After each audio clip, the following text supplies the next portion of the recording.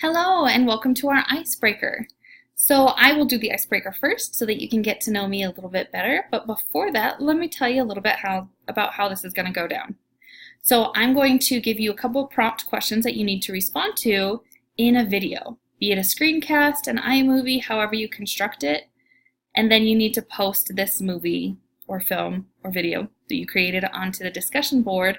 And then you will need to respond to at least 5 other videos. These videos should take no longer than 5 minutes, so all in all, it should take about an hour of your time this week. It is really important for us to get to know each other to make sure that we have as much community building as we can. These prompt questions will be in the discussion board, so feel free not to worry about trying to remember every question that I'm going to ask myself. Cool? All right, I'll get started. So, tell us a little bit about yourself. Well, I am a professor. Shocker. I grew up in upstate New York, and I've lived all over the U.S., from North Dakota to Iowa to Utah to Denver. I've been here for about 2 years, and I dig it so far. I am a cultural studies philosopher, which means that I study this thing we call life and society and cultures and how we as individuals make sense of it all, which is pretty fun. I look at how power and oppression is created within these systems, how inequality is created, and then how we work together to create equity and to create the amazing collaborations that we have within different cultures. Cool? All right, question number 2. What do I like to do on my time off? I don't have much of it, but when I do, I love to play the ukulele, hang out with my 2 dogs, one a Pomeranian, one a Shih Tzu Maltese mix. They're my favorite guys ever. I like to hang out in the park. I dig anything that has to do with water, so swimming, floating the Golden River, did that. Basically anything. If it starts to come to big bodies of water that has animals, I get a little bit nervous, but I still like to do it. Okay, question number 3. If your life was a movie, what movie would it be like?